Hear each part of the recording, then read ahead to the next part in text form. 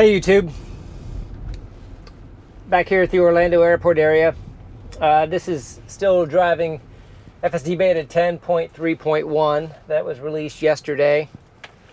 I going to do just a quick drive through some of this airport construction I've done a few times, right into the sun this time of day. See how it does. All right, it's got the remap plan. There we go.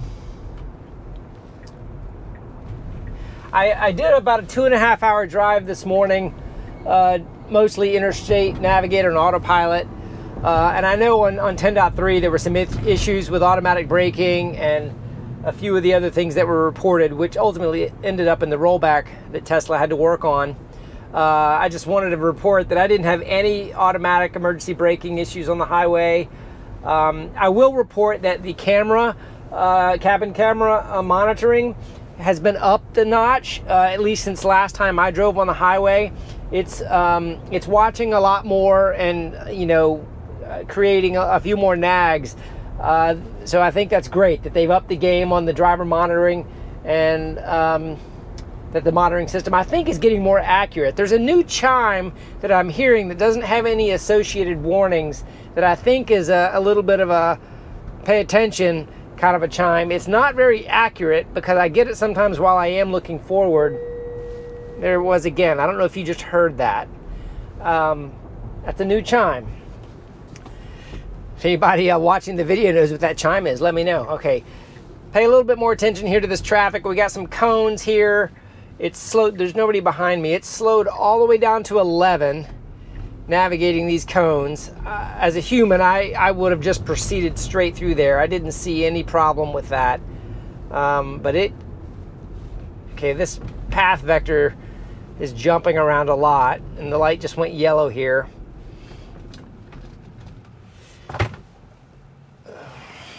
There goes my screen capture device.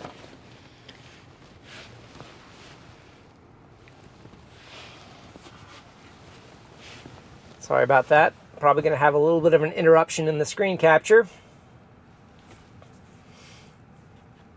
This is a new light, so mapping data would not have had this here. It was actually a temporary light last time I was in this location. Okay, and it just went green. So obviously I don't think map data would have had that light there. A lot of cones creating some uncertainty around this projected path. Okay, it tried to go through the cones there, and it needed to go around the cones to right here is where it needed to go. All right, I have a yellow arrow and now a red arrow, so I'm going to try to re-engage on this yellow flashing arrow. I've never seen it go through a yellow flasher before. I don't have anybody behind me, so I'm just going to sit here for a second. It is rendering it correctly with a yellow flasher. Let's see what it does. In the past, I think on yellow flashing arrows, I've seen press accelerator to continue. I'm not getting that now. This is a scenario I would normally put the visor down, but I'm actually just going to block it with my eyes so the camera view out front stays pretty good.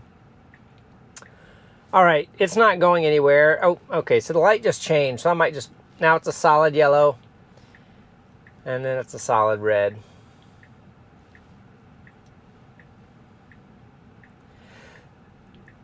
So I've had several other testers report to me that they were unsure what the flashing yellow arrows do, and I think this proves it again. It doesn't know how to handle that maneuver.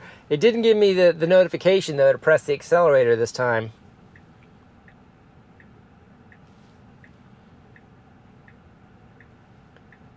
Green arrow, and it's proceeding. Let's see if it finds a good path here. Oh, wow.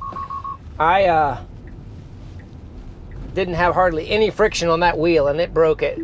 So I'm re-engaging. So I've done this for you guys before, but basically the map is all wrong. It's now a traffic circle. If you look at the map and now where I'm going, it's a traffic circle. It's done it okay before. A little bit fast there. It's doing okay. Yep, it's doing fine. And now it's going to realize it needs to go to the right here. It did it just fine. So vision once again, does a good job where it has to take over where the map is bad. All right, it needs to get over here. It's never done. Okay, it's got the blinker. Needs to go. These cones are going to run into a problem here if it doesn't go. Oh boy, it wasn't jumping over. It had the blinker on, it had the lane. So I'm not exactly sure why that little get over arrow is so complicated for it, even though the yellow line was following it. It's construction. Everything is up for, okay. Do you see how that, wow, that dotted line really kind of confused it. Being a little bit jumpy.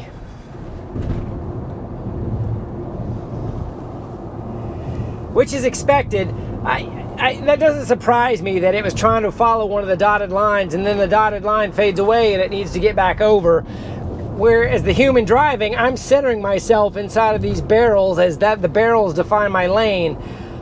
So it's kind of using a combination of don't hit the barrels, but use the lines if they're available.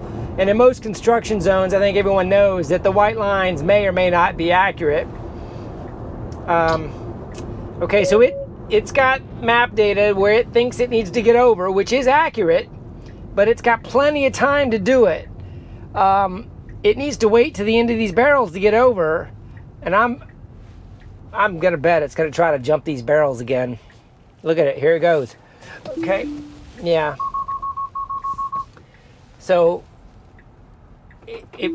first of all, oh boy, it's really being impatient here. Just gonna let it settle a second here. It thinks there's a cone right in front of me. That's why it wanted to look at the cone right in front. It's moving. Okay, now I'm gonna re-engage. And here it is. Now here's the spot it needs to get over. Yeah. A varsity maneuver, no doubt about it. I think that's it for the construction, so the rest of this should just be navigation and vision. The fact those barrels were moving in places that they really weren't, especially on the visualization, I think just makes it even harder. You know, if the vision system can't accurately place the barrels, I don't know how it's gonna at all use vision to navigate around something without hitting something that it thinks is there. It's just a challenging problem that they're gonna have to solve, getting the location placement a little bit more accurate on those small items. Okay, I'm going to keep this going because there is a nice large 2-lane both directions 4-way stop sign here. It doesn't look like, okay, I am going to have a car to the left that does have the right of way. It's got him blue right now, and then now it's my turn to go to the right. Shouldn't be any issue. And it didn't say creeping for visibility or anything there, so it kind of just knew it was its turn to go. You got some buses here that are parked. It's got to go around. It did a good job there.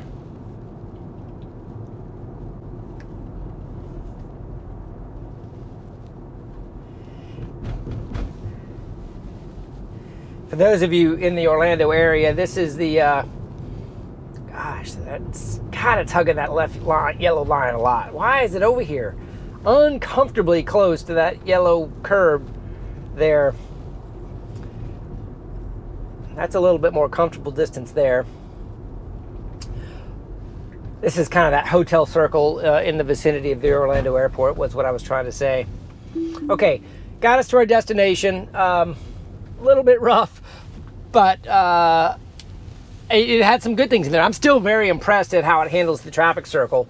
I think that is a great example of what is possible using vision. Obviously, they've spent a lot of time putting data in for traffic circles.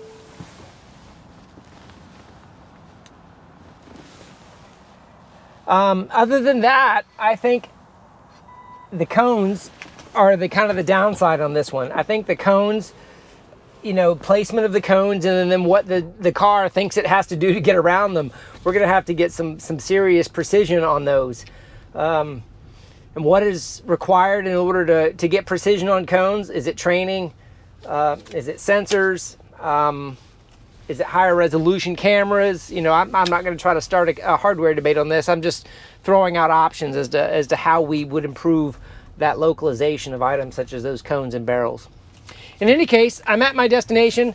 I'll try to put this together real quick so you guys can watch it tonight.